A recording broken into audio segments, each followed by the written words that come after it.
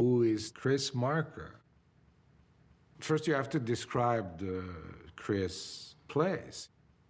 You come in, you take off your shoes, as a good Japanese, that you should be in Chris' presence. You enter a room which is, first, the thing that's striking is the number of video screens that there are.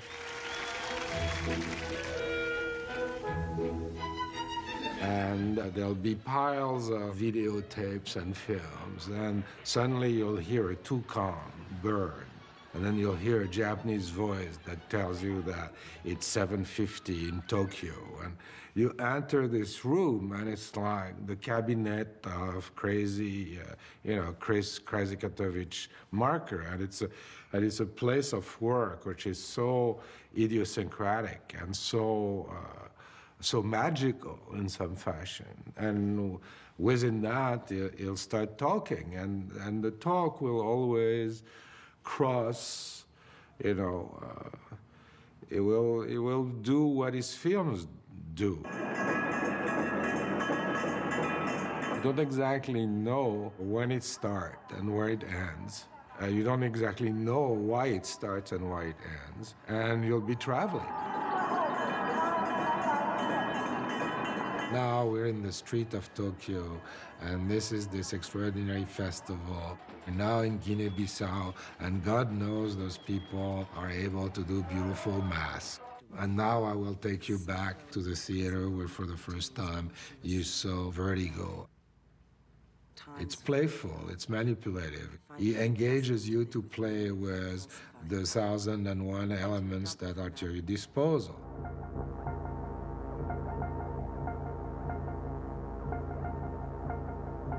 Generally, people want to tag Chris to his work. Okay, but it's an illusion, or it would be too simple. He wrote me, "I will have spent my life trying to understand the function of remembering, which is not the opposite of forgetting, but rather its lining. We do not remember. We rewrite memory much as history is rewritten. How can one remember thirst?" This is a voice, this is an author, this is a gesture which is so completely idiosyncratic, marked by the sleight of hand of the maker. You don't learn something specific about the author. You learn something about the act of authorship itself. Act of appropriation, act of celebration, the fact of being the archaeologist of a terrain. He works very hard at creating a kind of fictional machine, fictional persona. The first image he told me about was of 3 children on a road in Iceland in 1965. First, you have this woman who is going to tell you about a man. And then he tells you about 3 children walking in an Icelandic landscape, tagged as an image of absolute happiness. And also that he had tried several times to link it to other images, but it never worked.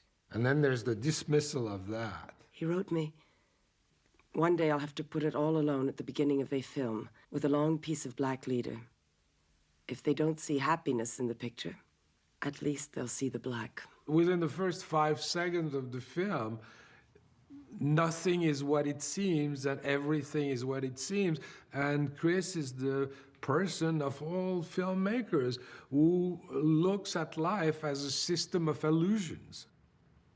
Like a good magician, he's blatantly telling you what he's going to do to you, and then he does it, and he does something else on top of that. So the magic is both constantly explained and constantly reaffirmed.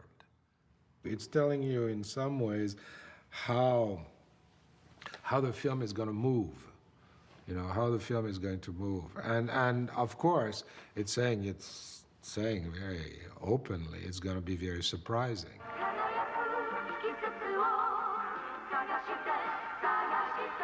Soleil is a kind of voracious enjoyment of both high and low forms of culture. Not understanding obviously adds to The influences of Chris range from Jules Verne to Crazy Cat, to Mussorgsky, and a whole series of things in literature, to Diderot, to Stendhal. I was taking a picture without knowing that in the 15th century, Bachot had written, "The willow sees the heron's image upside down." In a way, it's like Montaigne. There's a quotation a second in Montaigne. And in a sense, there's a quotation a second in Chris. Yes, there's Vertigo, but nobody spent much time among the critics, because Vertigo is kind of easy. You grab it, okay? But nobody spent much time with Rousseau, which is constantly in that film. You go to the Hermenonville, you go to the grave of Rousseau. Well, Rousseau, what Rousseau? Rousseau, not the Rousseau of the social contract, might be, because Chris constantly think about history and its avatars, but the Rousseau of the Rêverie du Promeneur Solitaire, the Rousseau of, who writes this book about himself taking strolls. And that is one of the great, great books about imagination. So Chris makes all the reference. It tells you exactly what he's doing. He's doing a grand map of how the imaginary functions. He wrote, "Tokyo is a city crisscrossed by trains, tied together with electric wire." She shows. There's a whole aspect of the film which is a kind of fascination for Japan. Which in some ways amplifies the kind of reflection that someone like Barthes did on Japan as the empire of signs. There's this meditation about the way Japanese advertisement conditions the city. There's a moment in which he talks about television.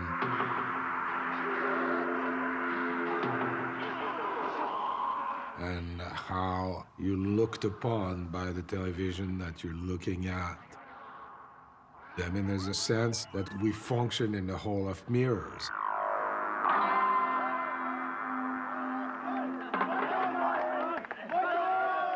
I think he sees the sign as an intricate part of what it is to be human in the 21st century.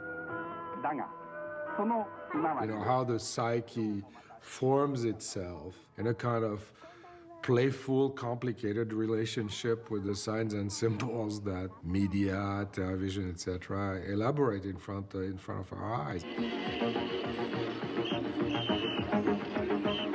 When he gets you to the park and he suddenly focuses on this young girl and he says the emotion is like seeing a baby Martian learning the language of her own planet for the first time.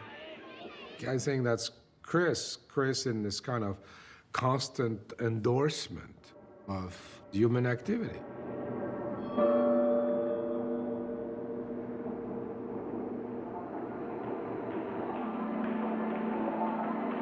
In any film of Chris, there's a whole series of elements. I think that the thing which is interesting is that those elements are there not simply for reasons of content, but they're also there because they have intrinsic properties of speed and texture. And so that they allow the film to have its peculiar gait.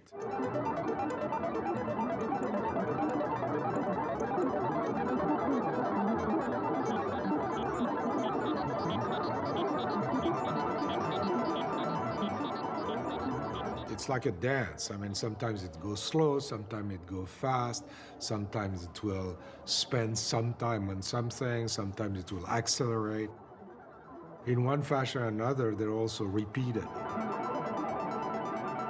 I think Chris is very good at using elements that can say two things at the same time. But those two things are not explored at the same time. They're explored once, and then they're explored again.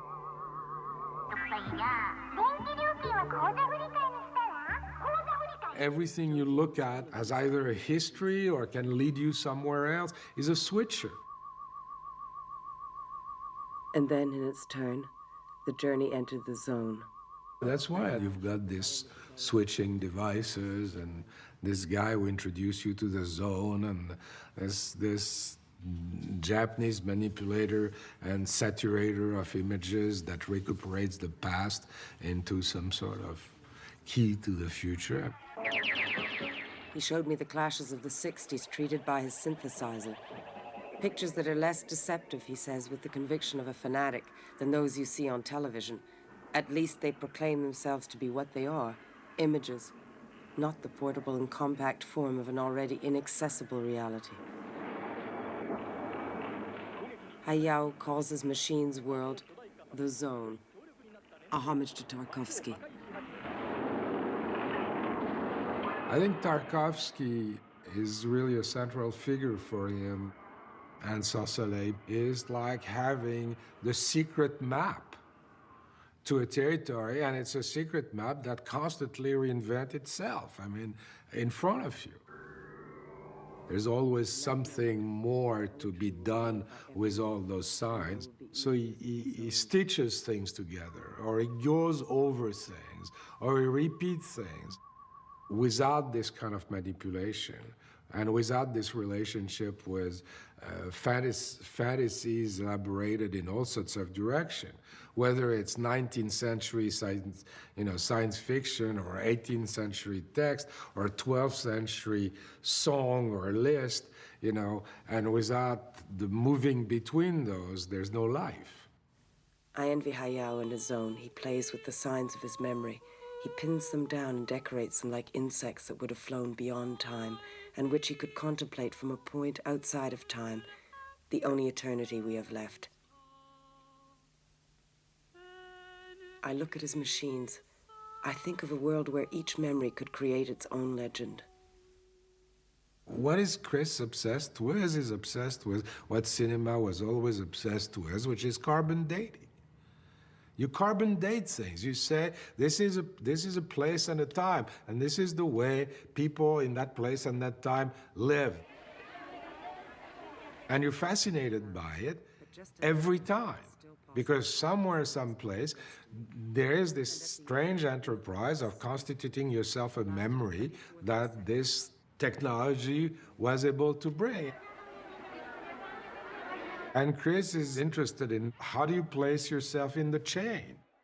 He wrote, I've been around the world several times, and now only banality still interests me. On this trip, I've tracked it with the relentlessness of a bounty hunter. This thing which is extraordinary about this film, and so modern in that sense, is that the way you move yourself through it. And I don't think you can move yourself through it in that fashion without being seduced.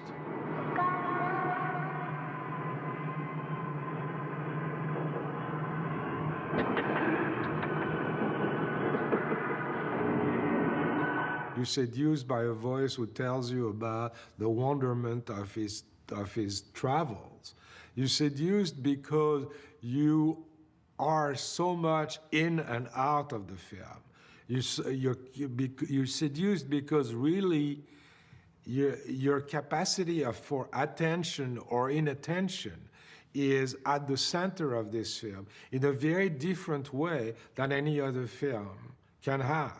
In other films, if you're inattentive, it's because you're bored, you're unhooked, etc. But here, you are attentive or inattentive for other reasons. In the eyes of people about to die. I mean, it's like the miracle of floating attention. It has moments where you blank out. There are moments where you get surprised because you suddenly have looked at your shoe and you were in Japan, now you're in Africa. With Chris, you look at the stuff, you take the detour, and you come back, and effectively, you say, well, he's right. You come back because you have the sense that you haven't finished yet with it, and the film hasn't yet finished with you.